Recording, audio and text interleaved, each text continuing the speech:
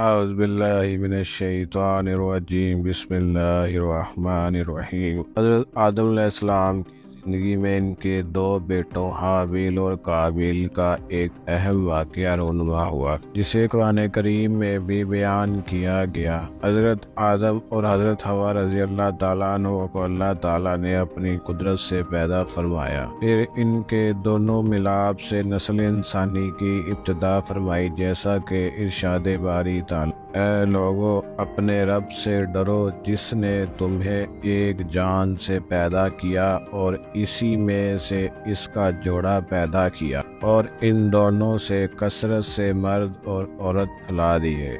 Mankhool है कि हज़रत हवा रज़ी अल्लाह ताला अन्हो 20 या 40 मरतबा हज़रत आदम अलैहिस्सलाम से हमला हुई। हर हमल में दो दो बच्चे पैदा हुए, एक लड़का और एक लड़की। जब ये जवान हो जाते तो हज़रत आदम अलैहिस्सलाम एक हमल के लड़के का दूसरे हमल की लड़की के साथ निकाह फरमा दिया करते थे।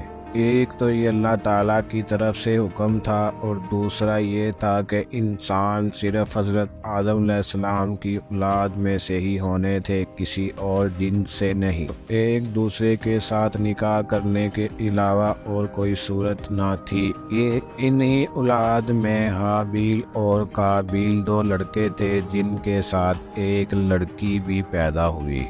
काबिल के साथ जो लड़की पैदा हुई वो बहुत खूबसूरत थी, इसका नाम, जबकि हाबिल के साथ पैदा होने वाली लड़की लीज़ा कम खूबसूरत थी। जब हज़रत आदम अलैहिस्सलाम ने शरई दस्तूर के मुताबिक काबिल का निकाह लीज़ा से और हाबिल का अकलीमा से करना चाहा तो काबिल इस पर राज़ी ना हुआ और मुतालबा किया कि मेरा निकाह अकलीमा के साथ ही किया जाए। हज़रत आदम अलैहिस्सलाम ने फरमाया, अकलीमा तेरे साथ पैदा हुई, लिहाजा वो तेरी बहन है, इसके साथ तेरा निकाह हिलाल नहीं। काबिल ने कहा, ये तो आप अलैहिस्सलाम की राय है, अल्लाह ताला ने ये हुक्म नहीं दिया। इस पर आप अलैहिस्सलाम ने फरमाया, अगर तुम ये समझते हो तो तुम दोनों अपनी कुर्बानियाँ पेश करो, जिसकी कुर्बानी कबूल होगी वही अकलीमा का हकदार होगा। इस ज़माने में कुर्बानी कबूल होने की अलामत ये होती कि आसमान से एक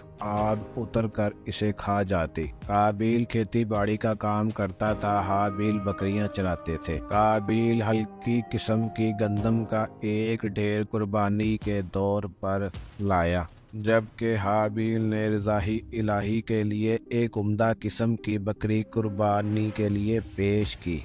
फिर गंदम और बकरी को पहाड़ पर रख दिया गया। इसके बाद हज़रत आदम अलैहिस्सलाम ने दुआ फरमाई तो आसमान से आग नाज़िल हुई और इसने हाबिल की कुर्बानी को ले लिया और काबिल की गंदम को छोड़ दिया। यूं हाबिल की कुर्बानी कबूल हुई और यही अकलीमा के हकदार करार पाए।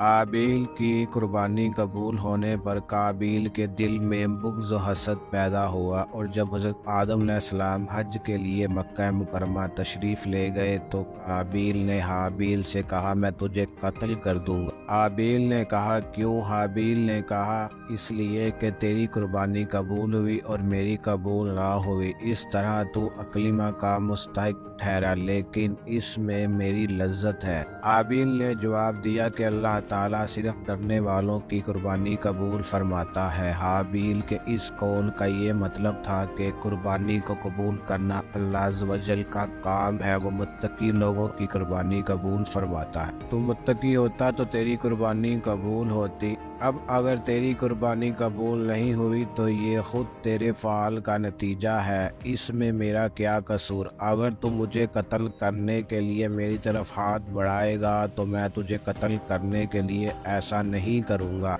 क्योंकि मैं नहीं चाहता कि मेरी तरफ से इब्तिदा हो, हालांकि मैं तुझसे कव्वी व तवाना हूँ। ये सिर्फ इसलिए कि मैं अल्लाह अज़्ज़ व जल से डरता हूँ और ये चाहता हूँ कि मैं गुनाहगार ना बनूँ, बल्कि मेरे कत्ल करने का गुनाह और तेरा साबका गुनाह यानी वालिद की नाफरमानी हसद और जुदाई फैसले को ना मानने का सारा गुनाह तेरे ऊपर ही पड़ जाए। कुरान करीम में हकायात का ये हिस्सा इन अल्फाज के साथ बयान किया गया। ए हबीब, इन्हें आदम के 2 बेटों की सच्ची खबर पढ़कर सुनाओ। जब दोनों ने एक एक कुर्बानी पेश की तो इनमें से एक की तरफ से कबूल कर ली गई और दूसरे की तरफ से कबूल ना की गई। तो दूसरा बोला, मैं तुझे ज़रूर कत्ल कर दूंगा। पहले ने कहा, अल्लाह सिर्फ डरने वालों से कबूल फरमाता है।